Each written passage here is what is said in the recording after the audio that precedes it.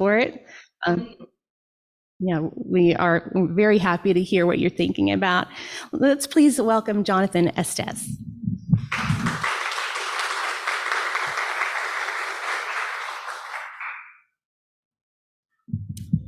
Good morning. Thank you for having me. As was mentioned, my name is Jonathan Estes. I've been living in this area for the last 6 years. My wife and I are actually on the cusp of transitioning down to Asheville. So this will be actually the last couple of weeks that I'm here. But what I'm going to share with you really comes from a life of experience around the concept of intuition. And I'll mention that in the Baha'i writings, we actually call this divine guidance. So in terms of the personal journey, as well as the journey of our marriage, the journey of our community, all of this is related to seeking insight, seeking guidance from something that's outside of ourselves, but we have to turn within to find it. So for those of you who may not know what Baha'i faith is, it's a new world religion that was founded in 1844. It started in Iran. It actually is now headquartered in Haifa, Israel. There are Baha'is all over the world. There are over 6 million Baha'is. There's a small community here in the High Country. And our main tenet is that we are part of a great cause, that God has never left humanity alone, that he has sent manifestations of God, teachers throughout history that have guided humanity spiritually, and that we're on a progressive journey to become closer with God through these spiritual teachers. The latest manifestation or prophet Baha'is believe is Baha'u'llah. Baha'u'llah means the glory of God. And there are a number of writings, prayers, and spiritual texts that we draw inspiration from and guide our community and guide our own personal lives. My parents became Baha'is in 1966. So I've been a Baha'i most of my life. And it was an immersion into a life of seeking guidance from a constant state of prayer to find out where are we supposed to be at any one moment. And that means physically as well as spiritually, like who are we to serve? Who are we to marry? What kind of job are we to have? You know, all these different aspects of our personal life is always tied to seeking guidance. And my dad and my mom were both born-again Christians before they became Baha'is. But that journey of that search that they had led them to find the Baha'i faith. And my dad has always mentioned that always listen for that voice, because the inner voice is something that you have to attune to, that it's not going to be something that comes to you unless you're ready to listen. So you have to be seeking the signs. You have to be vigilant.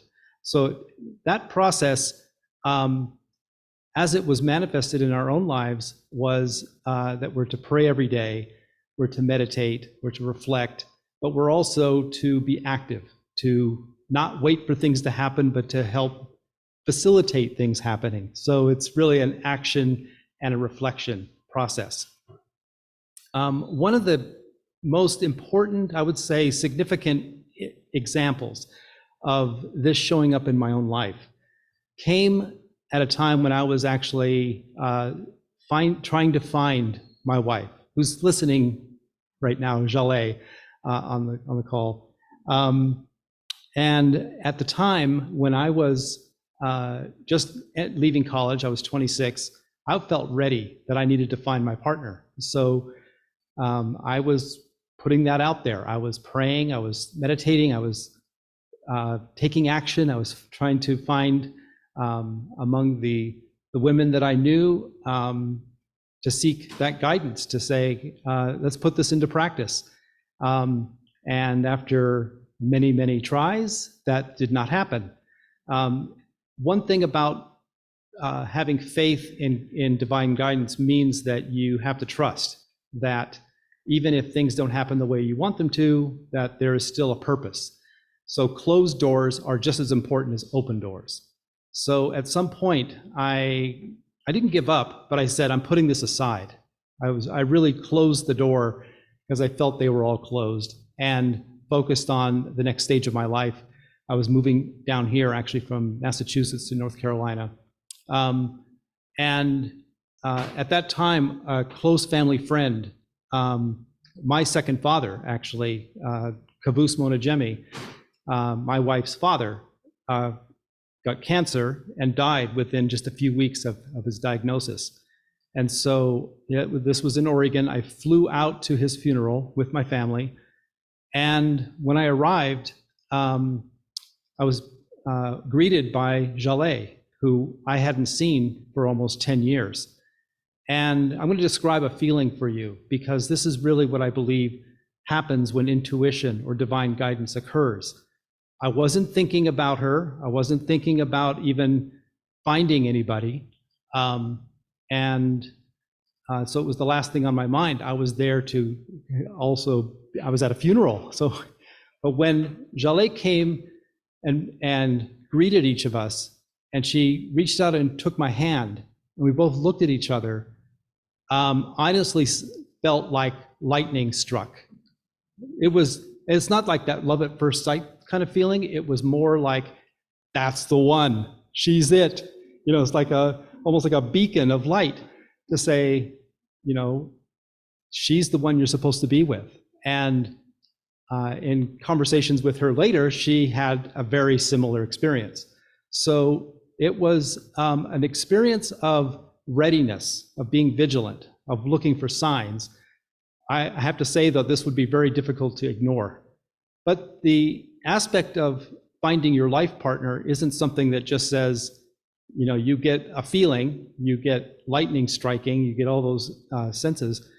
The practicality of actually saying, wait a minute, I have to actually go through the process of getting to know, who are you, what are you, where are we in our lives, and is this going to make sense? It turns out that it was making complete sense. She was moving, she was divorced and had 2 kids. She was moving to live with her father right at the moment where he got cancer. So he passed away. She was going to stay there, not knowing what to do next. The timing for both of us turned out to be providential. Now, I have to say that there are many other circumstances around this that are mystical, because we can't explain.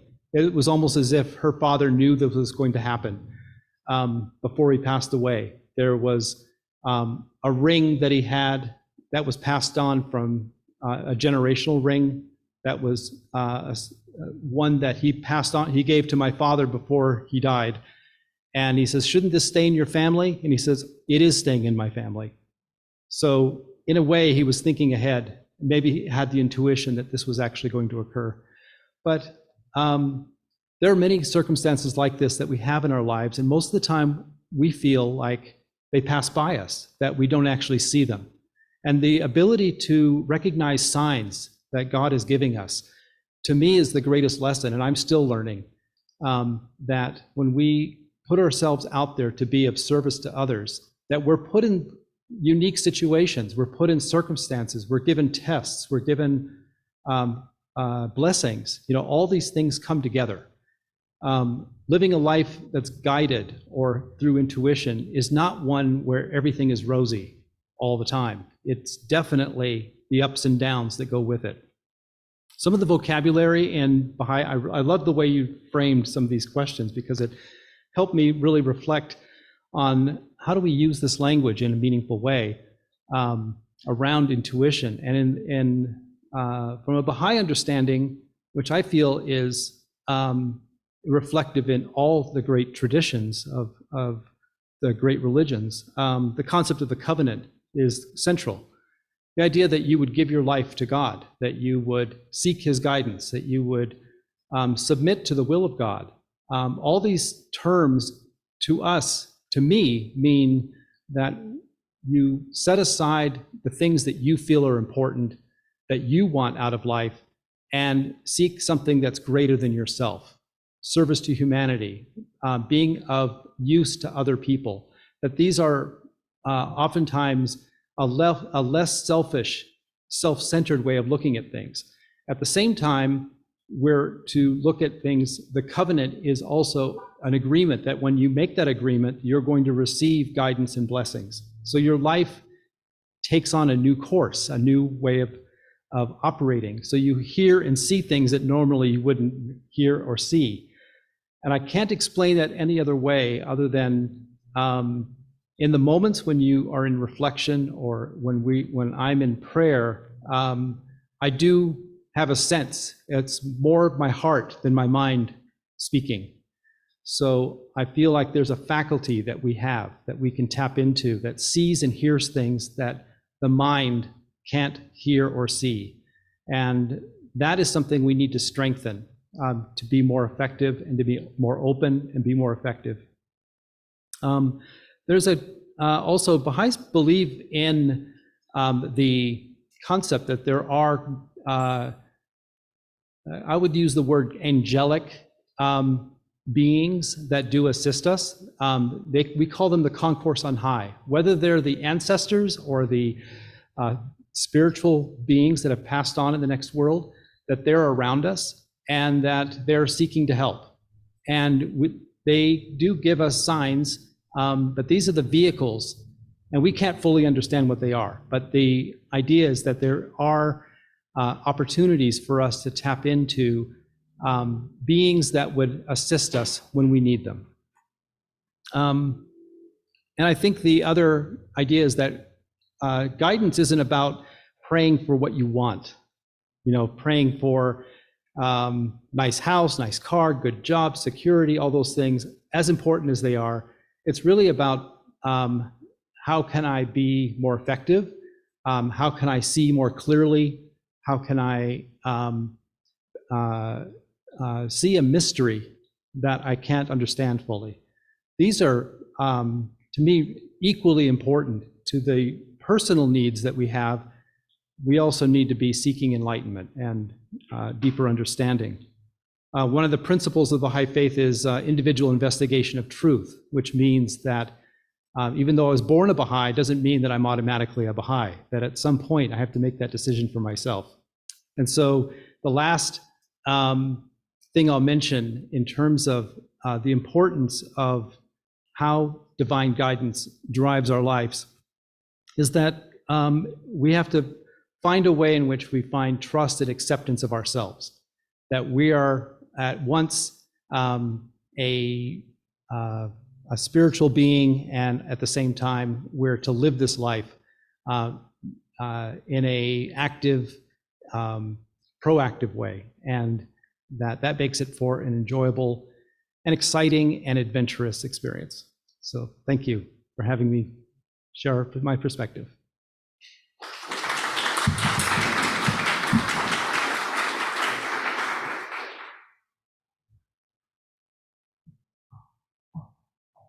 Let's now welcome John Smith. I'm sure it's confusing to tell the Jonathans apart, but so yeah, I am Jonathan Smith, and I am an agnostic atheist, but I'm not mad about it. And it doesn't really tell you much about me or my belief system. I think the closest idea that would come to where I'm at right now is I'm a humanist. I have an optimism about the human race and our ability to make change in the world.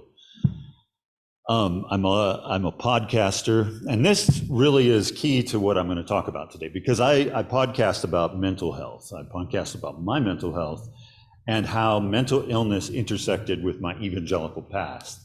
I was raised in an evangelical family, a far-right evangelical family. If you're at all into the cult docu-series, you might have heard about Shiny Happy People. Well, I'm a former Shiny Happy person. My family was very involved with the Institute and Basic Life Principles and Bill Gothard, and we were homeschooled.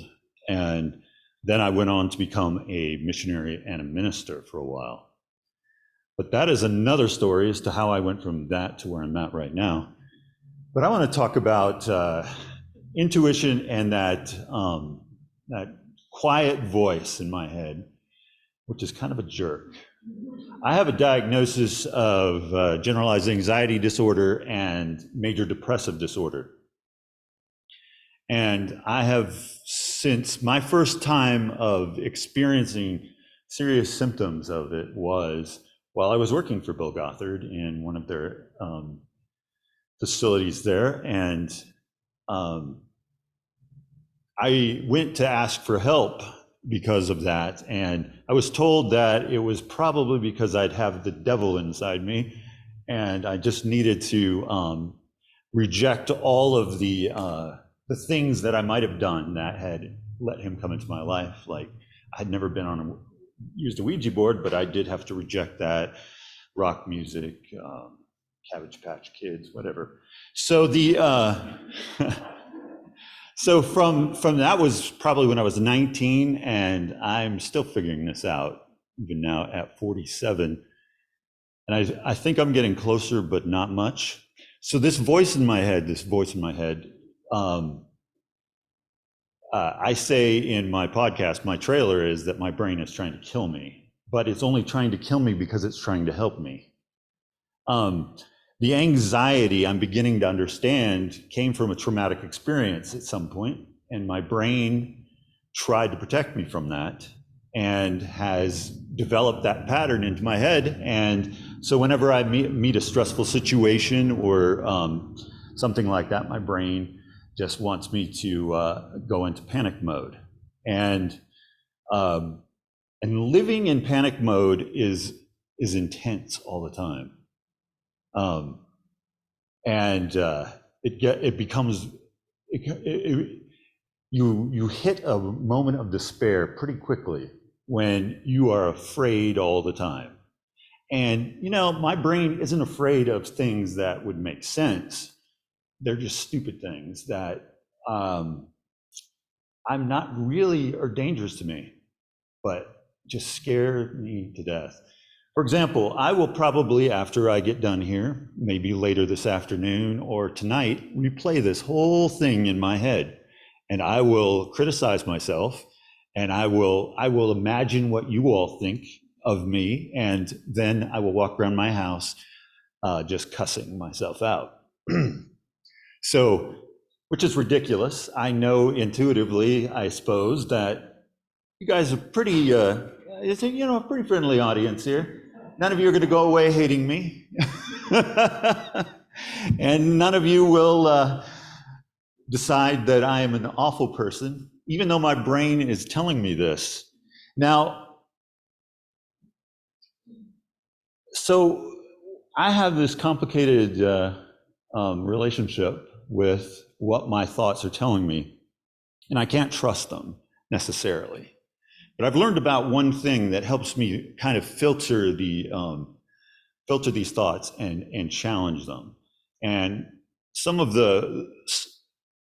I think every one of my thoughts that is negative or unhelpful can be categorized as a cognitive distortion. One of the ones that I face all the time, and this clearly comes out of my past, is all or nothing thinking. And I desperately want things to be either one thing or another. And then I am very distressed when they don't turn out that way.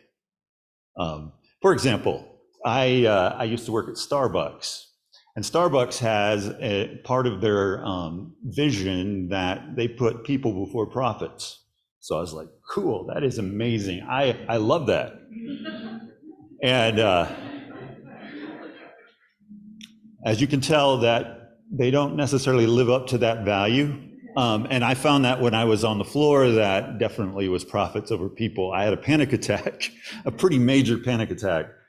I helped open this Starbucks here in Blowing Rock, and I had a panic attack while I was on the line, and I could hardly breathe, and I'm sitting there, and we had cars wrapped around the building. We had a line forming at the front, and we had a bunch of mobile orders coming in, and I had to get off the floor, and I'm sitting there just inches from this line that's going there, and I had to beg people to call 911. So that was an interesting experience, and I really wanted to believe that corporate really, that their values were really what they said. And so then I had to decide, now, is Starbucks an evil corporation? Are they really trying to deceive people? Which is a complicated thing, because I want to make them evil and make something else good. But we're all so complicated people. There's so many paradoxes in life, and it kills me. So I have to ask myself, am I trying to put things in boxes here? Am I trying to say that because I'm struggling doing this thing, that I'm a piece of crap?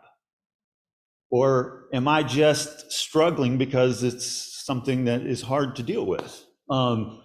And there are other things that I don't struggle with, and there are other things that I can do well. And whether or not I can do this one thing super well doesn't really say anything about me. And that's another thing that I've been learning about, is that I want things to define me. I want to know. I'm very much in my head all the time, and I'm trying to figure out the world as I observe it. And so I want to understand myself. So when things happen in my life, and like recently, a deer collided with my car, and that kind of sent me on a spiral about who I am. Because I'm an Uber driver, and I take a lot of pride in the car that I drive and the experience that I give riders.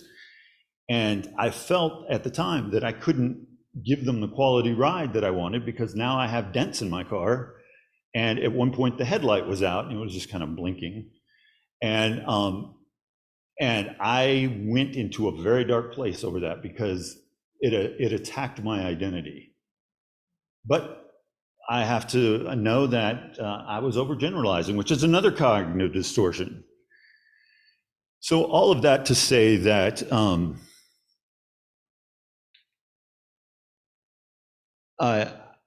the challenge, there's definitely a challenge when I get a thought in my head, that I have to question it and filter it.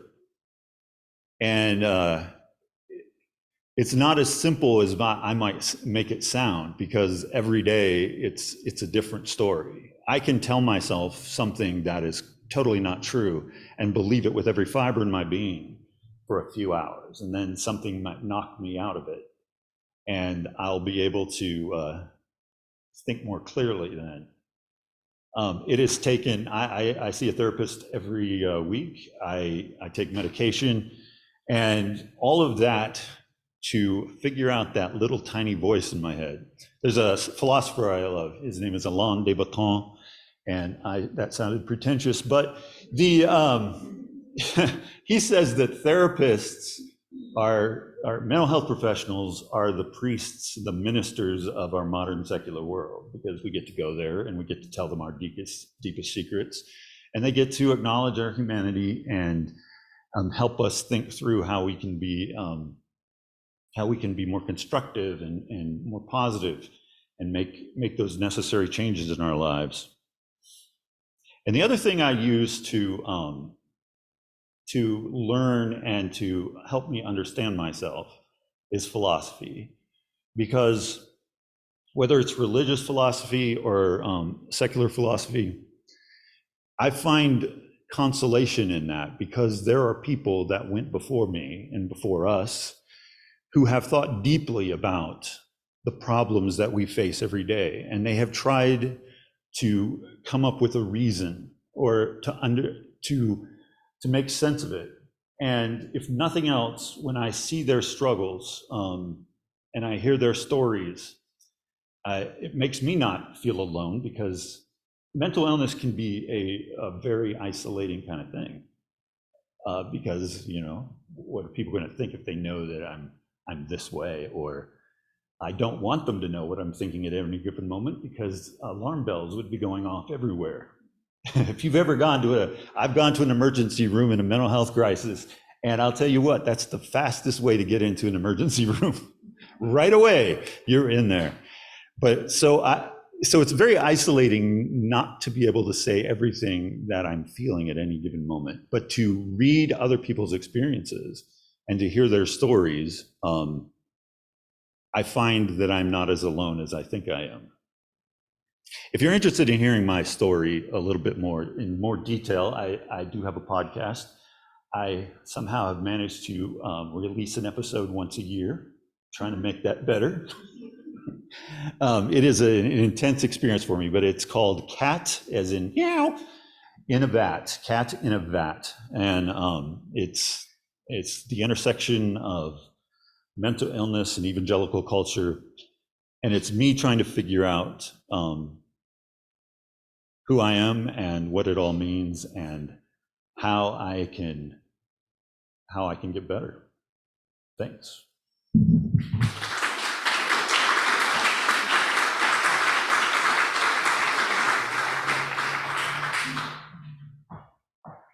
Thank you, Jonathan.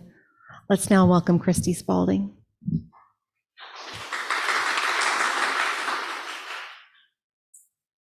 So I have to have notes because I don't know if it's because I have kids and I lost my memory, but makes me feel better to have something. So I'm a member of the Church of Jesus Christ of Latter-day Saints. I'm a mother, I'm a wife.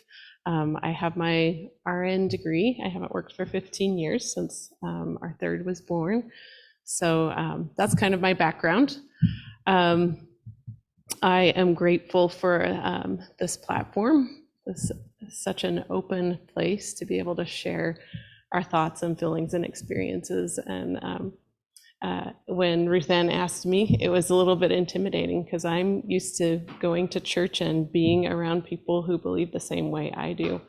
And it has been such a wonderful opportunity for me to think through and my feelings and my experiences with intuition, and also just to be with you and to share our experiences. I truly do believe that as we're open and honest with each other, we can come together and solve a lot of difficulties.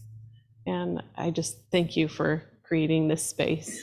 It's beautiful, beautiful. So in sharing my experiences, I just want to acknowledge that they're mine, that they may not be the same as many of yours, and I honor your journey.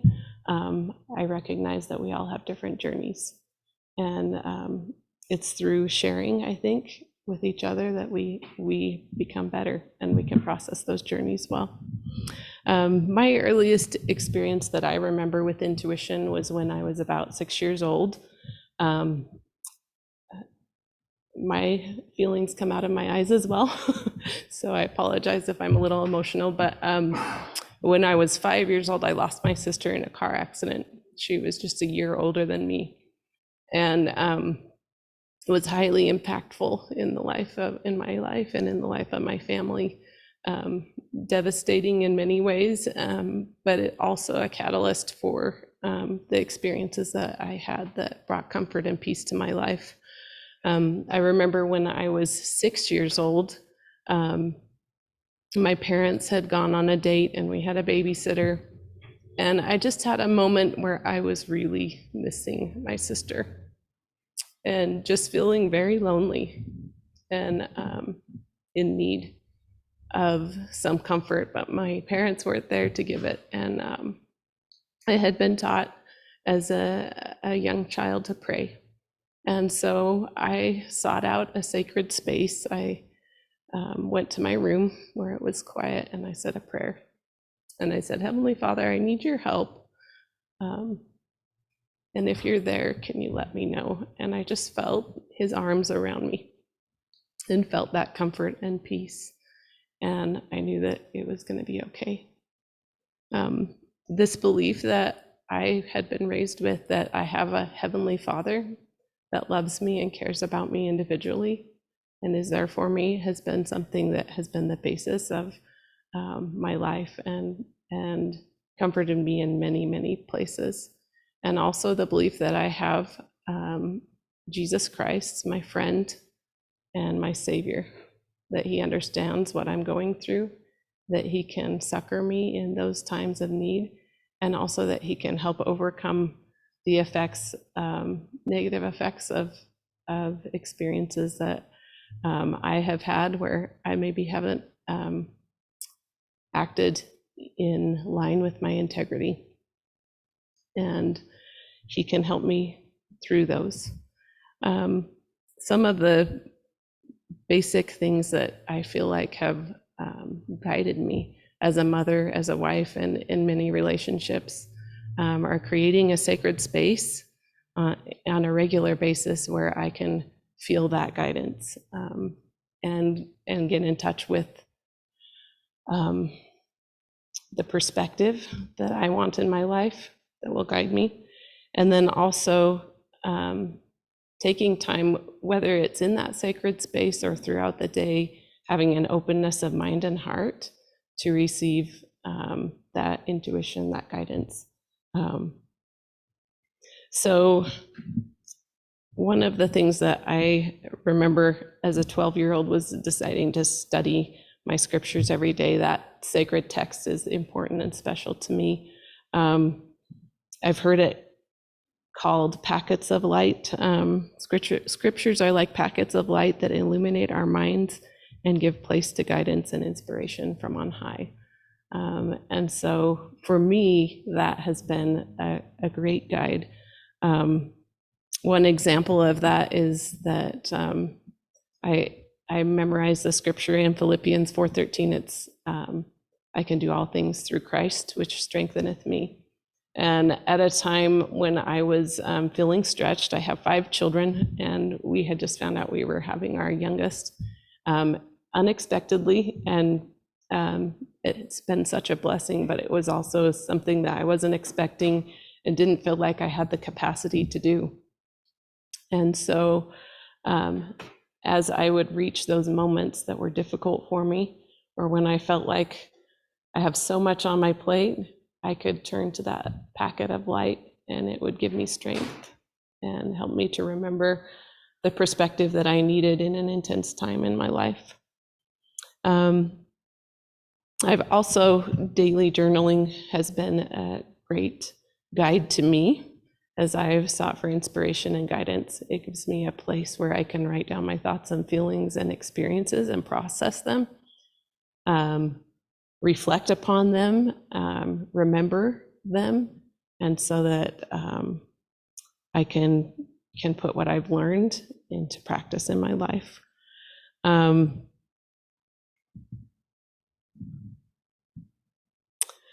Some of the inspiration and guidance that I've received, I feel like has come through other people. I am a firm believer that we are all connected to one another and that there's a reason we come into contact with each other. And there have been so many times when I've had a question or an issue that I'm struggling with a child, or something I feel like would help our family. And I've prayed about it, and then just throughout the next few days come into contact with someone or something that has been the answer to that question. And I, excuse me, I firmly believe that that's the Lord guiding me. In our scriptures, we have a verse in Moroni 7, verse 13, and it says, "Behold, that which is of God inviteth and enticeth to do good continually. Wherefore everything which inviteth and enticeth to do good and to love God and to serve him is inspired of God." And that has definitely come true in my life. When I've faced moments of darkness or moments of pain, when I look for that light and that guidance and that goodness, when I strive to do that kind of service to others, it definitely increases the inspiration I received from being in the grocery store. And I know this sounds trite, but I've had inspiration in the grocery store to pick up something else and then gone home and I needed it for a child at school. And that type of guidance, though it seems small, when incorporated into the fabric of life, really brings joy and happiness and has helped me to create a meaningful and beautiful life. Yeah. So I guess in closing, just creating that sacred space in my mind and my heart, seeking for guidance and inspiration with openness, and remembering that those around us are there for a reason. Thank you.